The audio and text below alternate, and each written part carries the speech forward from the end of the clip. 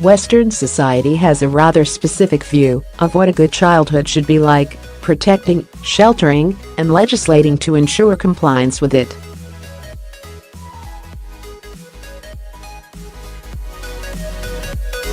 However, perceptions of childhood vary greatly with geography, culture and time.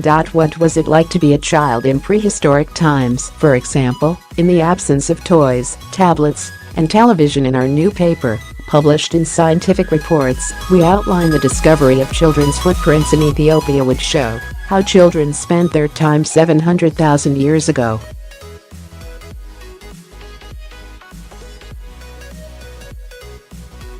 We first came across the question of what footprints can tell us about past childhood experiences a few years back, while studying some astonishingly beautiful children's footprints in Namibia, just south of Walvis Bay.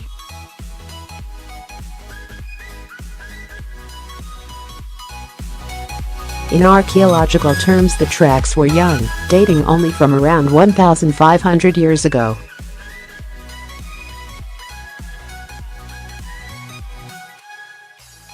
They were made by a small group of children walking across a drying mud surface after a flock of sheep or goats.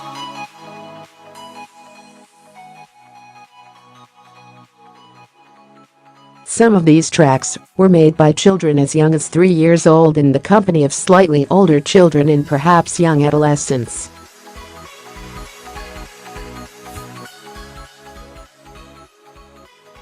The detail in these tracks, preserved beneath the shifting sands of the Namibian Sand Sea, is amazing, and the pattern of footfall, with the occasional skip, hop and jump, shows they were being playful.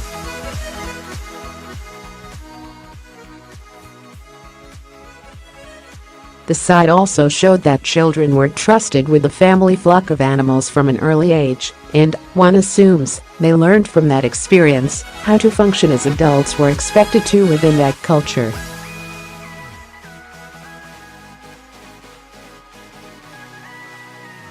But what about the childhood of our earlier ancestors, those that came before anatomically modern humans? Homo sapiens children's tracks by Homo antecessor, 1.2 meters to 800,000 years ago, were found at Happisburgh in East Anglia, a site dating to 1 million years ago.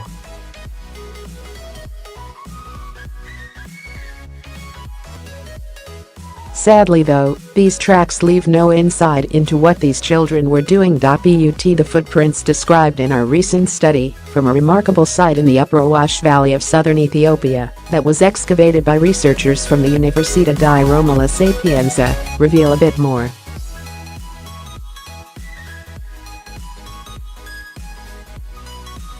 The children's tracks were probably made by the extinct species Homo heidelbergensis 600,000 to 200,000 years ago, occurring next to adult prints and an abundance of animal tracks congregated around a small, muddy pool.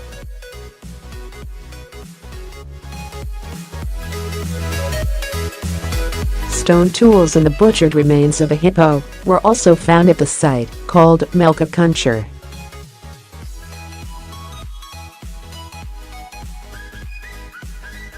This assemblage of tracks is capped by an ash flow from a nearby volcano which has been dated to 700,000 years ago.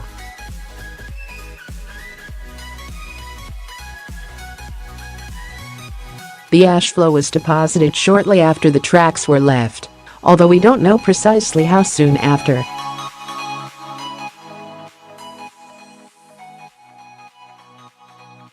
The tracks are not as anatomically distinct as those from Namibia, but they are smaller and may have been made by children as young as 1 or 2, standing in the mud, while their parents and older siblings got on with their activities.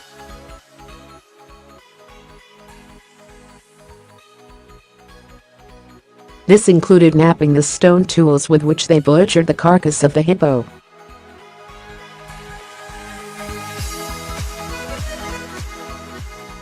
The findings create a unique and momentary insight into the world of a child long ago.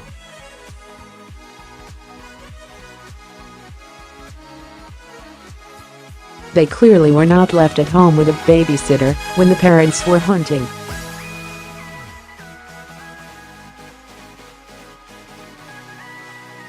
In the harsh savanna plains of the East African Rift Valley, it was natural to bring your children to such daily tasks, perhaps so they could observe and learn.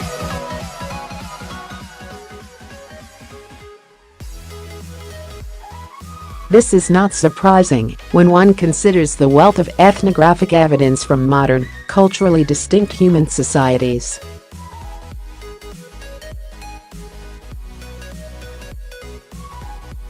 Babies and children are most often seen as the lowliest members of their social and family groups.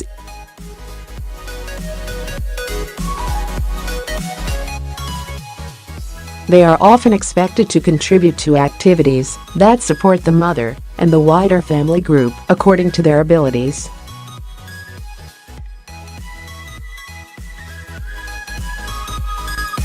In many societies, small boys tend to help with herding, while young girls are preferred as babysitters.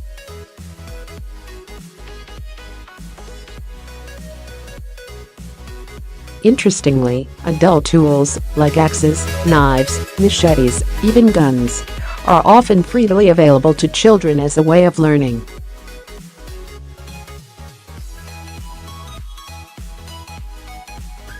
So, if we picture the scene at culture, the children observing the butchering were probably allowed to handle stone tools and practice their skills on discarded pieces of carcass, while staying out of the way of the fully occupied adults.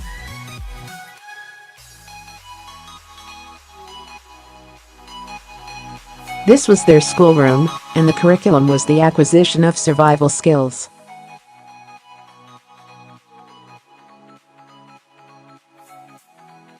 There was little time or space to simply be a child, in the sense that we would recognize today.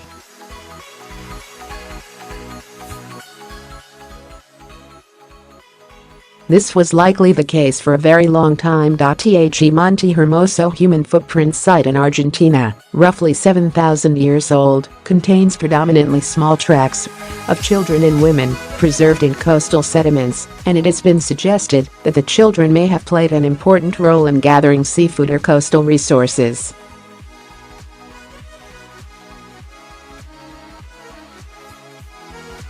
Similarly, most of the tracks in the it.However cave in France, 15,000 years old, are those of children, and the art there is striking.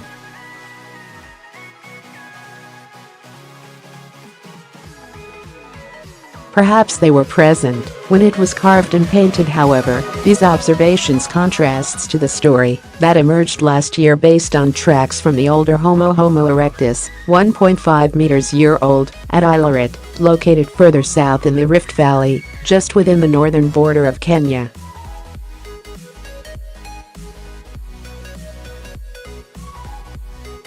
Here the tracks have been interpreted as the product of adult hunting groups moving along a lakeshore, rather than a domestic scene such as that at culture.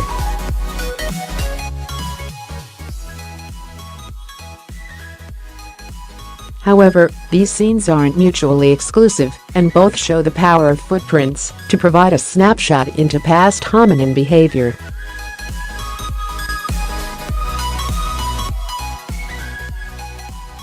But it does seem like the overwhelming parenting lesson from the distant past is that children had more responsibilities, less adult supervision, and certainly no indulgence from their parents.